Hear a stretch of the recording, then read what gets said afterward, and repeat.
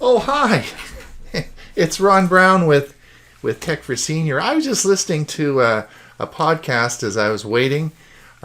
It's so interesting because you can listen to music, technical stuff. Podcasts have such a great variety of topics that you can just put your mind at ease, and you don't have to look at a screen. You can just sort of sit there and listen to the audio.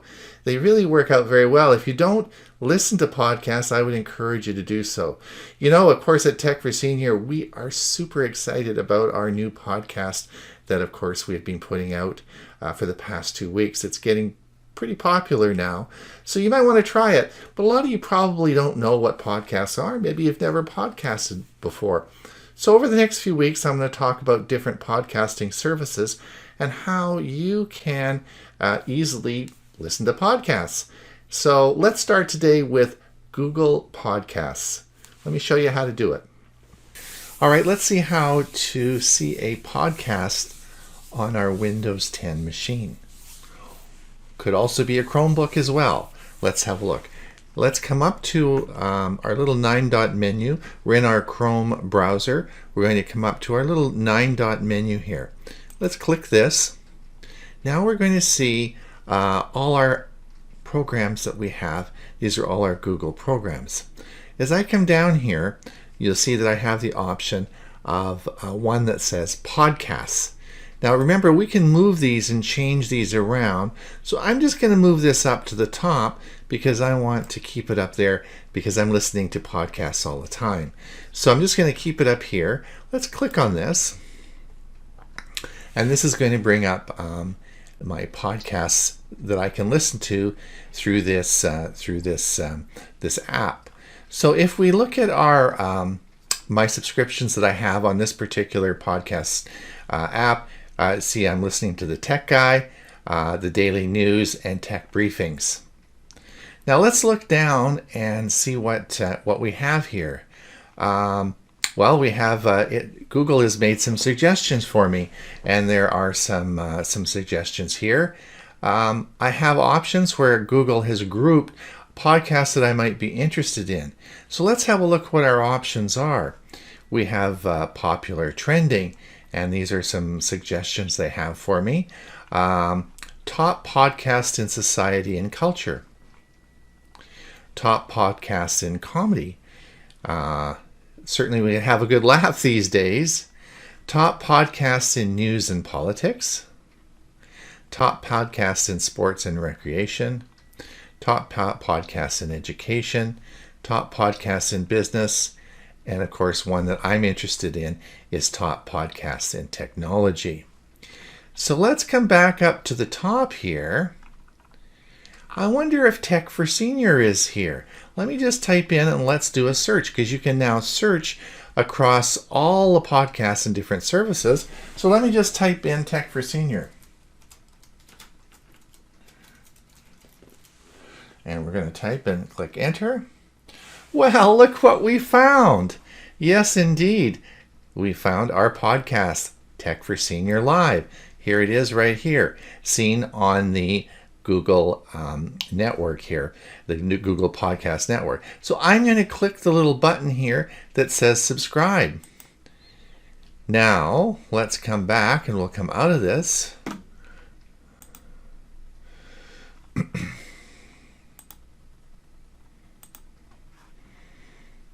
And let's just refresh this. And here we are. We have now subscribed to the Tech for Senior podcast, so you can listen to us. So if we click this, it now shows that we have, this is the information, the preamble that I've written about our podcast. And it tells us that there are available episodes, of course. We have 2 episodes. Of course, the live episode, episode 42, that was recorded on January 13th. And of course, we have Tech for Senior live podcast episode 41. So these, and if we want to listen to them, we just click this and it's going to load up. And there we go. It's going to play. So those are so coming back now, if we want to come back, we just come over here and we just click here. And of course, it brings up our podcast, and now we have subscribed to Tech for Senior. Now, you, of course, could do this on a Chromebook. You could do it on an iPad, anywhere where Chrome is, and you just have the 9-dot menu where you have all your Google apps, which, of course, are in your Google account. You can just click this 9-dot menu, and you'll be able to get to your podcast. So this is podcasting through Google, and we're going to show you over the next few weeks different podcast services that you can use and how you'd find Tech for Senior on different podcast services. All right, let's have a look and see how we're going to get the Google podcast on our smartphone. I'm going to use my Pixel 3 and show you how this works on Android 12. So here we are. We're going to go to the Play Store. We're going to type in Google Podcast. And there it is, Google Podcasts. So we're going to, it says right at the top, Google Podcast. And here we are. And of course, it shows that I have, in fact, already installed this. So we're simply going to click Open, and this will open it up. And now look at the top. Let's see what's happened. Yes, there's Tech for Senior, of course, the Tech Guy, and of course the same 4 subscriptions that you saw on my PC. So that's pretty cool. So now if we want to listen to Tech for Senior, we just click here. It tells me we're subscribed. These are the shows again, and if we want to play it, well, that's podcasting with Google. It's Ron Brown with Tech for Senior. We'll see you next week when we talk about some other podcasting services. Try it out. Listen to some podcasts. Have some fun. Till next week, stay safe, and we'll see you soon. The Windows 11 Taskbar. We used to split them up into 2 parts, the taskbar, which was the part that was always on the left. And then we had the system tray, which was the icons to the right.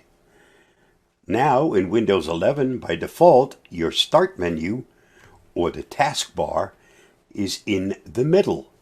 So there's no left and right, and the whole thing is now called the taskbar, and it's split up into several components. You have your start menu, you have your search bar,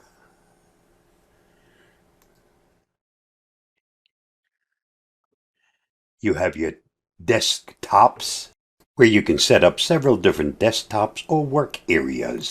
You have your widgets,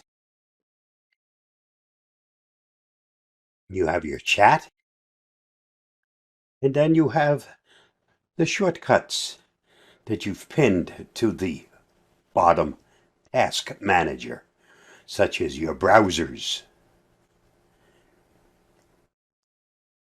file manager, and whatever else you've decided to pin to the taskbar. Some of us have more, some of us have less. And what's on the right side, what we used to call the system tray, that's also now been called by different things, but it's all part of the taskbar.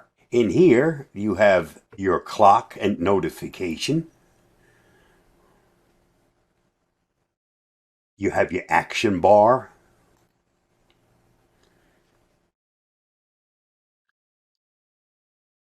You also have quick ways to get to things like your speaker, your internet connection,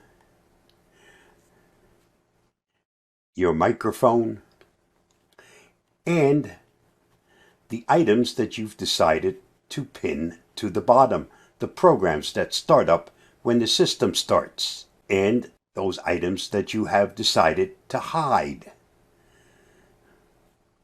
And if you click on this up arrow, you see the items that are hidden. You right-click on any empty spot on the taskbar, you get to go to the taskbar settings. When you open that, here, if you scroll down to where it says Taskbar Corner Overflow, select it, and now you can see all of the items that are residing in this right-hand side of the taskbar. If it says on, they're visible. If they're off, they're the ones that pop up when you click on the overflow or the hidden parts. If I click this, I see here that I have Microsoft Teams and PowerToys. And if you look here, you'll see that PowerToys are off, and so is Microsoft Teams off, which means, yes, they're still running in the background, but they aren't showing up on the right-hand side of the taskbar. You have to hit that up caret in order to actually see them and be able to access them. Little different from what it was in 10 and prior, but everything is still there. Everything can still be accessed. You can still turn items on and off, and you can still hide or show the items on that right side of the taskbar. Anything new, eventually you will have to learn how to navigate in something new. I'm sure that Microsoft figured this was a better way to handle things. And as you get used to it, it's just as easy as it used to be when you were using Windows 10 or 8, 8.1 or 7. It's just a matter of getting used to the new things that are part of Windows 11. Stay safe, stay secure, and I'll see you again soon. Bye-bye. It's Ron Brown with Tech for Senior. Looking better in Zoom. Wouldn't we all like to look better in our Zoom meetings? Well, I'm going to show you through photography how we can certainly improve that. In fact, I've made a 3-part series to help you. The first part is we're going to look at webcams, things that you can do with your webcam to make you look better. Part 2 is going to be where we take other cameras that you have around the house, maybe some DSLRs or something like that, and I'm going to show you how to hook them up and use them as a webcam. And then part 3 is going to be using your cell phone for a webcam. So if you are trading or upgrading your cell phone this year, don't trade it in for $30 because you have an unbelievable webcam there that we can hook up and use it. Yes, it's going to be great. So 3 parts over the next 3 weeks on looking better in Zoom. And you know, the fun thing about this is it's not going to cost you any money. Well, maybe a little bit, but not a lot. These are things that you can do around your house or with existing equipment. So let's get on with it. All right, what I'd like everyone to do is look around on your screen. I want you to look at everyone. Look at their cameras, look at how they're sitting. Are they smiling? Are they frowning? Is it too bright? Is it too dark? Maybe they've got half their picture, or maybe they don't have a picture up. Have a look around and look at the different screen images. And then we're going to look at how we can improve this. All right, as you looked around the room, you probably see some people that are sitting in the dark. Well, of course, if you're in the dark, you don't look very good on a camera. Let's turn the lights on. And if it's too bright, you don't look very good on the camera. And if you're sitting part on and off the camera, that doesn't look very good either. All right, let's talk about cameras. If you have a laptop, then you're going to have a camera usually at the top of your screen, and this is called a rear-facing camera as compared to a forward-facing camera that would be on the other side of your laptop. Most laptops have rear-facing cameras, and they're mostly meant for Zoom calls, not photography. If you have a PC, then you're probably going to have a webcam connected to your PC. So what is a webcam? Well, a webcam is a camera that plugs into the USB in your computer and just works. In other words, you can take a camera and take the signal and picture of a camera and just plug it in and it works on your PC. So you'll probably have one of those two. Most of you, I gather here, will have laptops and be using the built-in cameras that are usually at the top, although they can be at the bottom of the screen. All these cameras will give you pretty darn good pictures. They'll be quite clear and the color won't be bad at all. But they need light. You need to, for these cheaper cameras, you need light. Lots of light. So what my advice to you is, if you have a light in the ceiling, turn it on. If you have a floor lamp, turn it on. If you have curtains and the curtains are closed, open the curtains and get more light in the room. If you light the room up, your camera on your laptop or even on your webcam will get a lot better. They don't do well in darkness. So throw the light at it. Yes, you may have to turn it around on the table because you don't want, of course, the sun blaring in on the back of you because you'll never see your image. But so you have to turn it around on the other side of the table. But if you want to simply improve the image, put more light in the room. Now, yes, you can get clip-on lights, little ring lights. These, you can buy these for $15 or $20. These are on, you can buy them on Amazon. There's tons of them around, and they just clip on top of your monitor or on top of your laptop, and they'll give you some great pictures and great light and great pictures. So you don't have to spend a lot of money, but just turn on the lights, and you will find that your pictures will immediately get a lot better. So you will get much better pictures if you clean your cell phone, if you clean your webcam, or if you clean the screen on your laptop. Taking images through a dirty lens will never give you a good picture. Now, there are a lot of commercial products that you can use on your laptop for cleaning your screen. I'm not going to go into these today, but there are safe, easy to use products that you can pick up at Best Buy or on Amazon. It's important that you don't use Windex or paper towel or anything harsh, because all these glass surfaces have very protective coating on them. Best Buy recommends you just take a microfiber cloth, spray a little water on it, and just wipe it easily over the screen. Staying away from the edges, of course, because you don't want any water to get down into the electronics of your device. This would be a very bad thing. But please keep your lenses clean. It would give you a much better picture. All right, the third way to improve your image is position your laptop. Now, in this example, I call this the up your nose look or the nasal hair look. Neither of them are very flattering. So it's much better if the camera is looking down on your face rather than up. Now, most people who have laptops and who have the rear-facing cameras in their laptops leave them on a desk, and often they're looking down at the camera or their laptop. This will give you the up the nose look. And as you can see in this example, on the left side is the up your nose look, and on the right side is where your camera should be, higher up. Now with a laptop, it's often easier just to lift it up. Put a couple of books under it, lower your seat down. Try to get the camera so it's coming down onto your face rather than looking up. And try not to look down at the camera.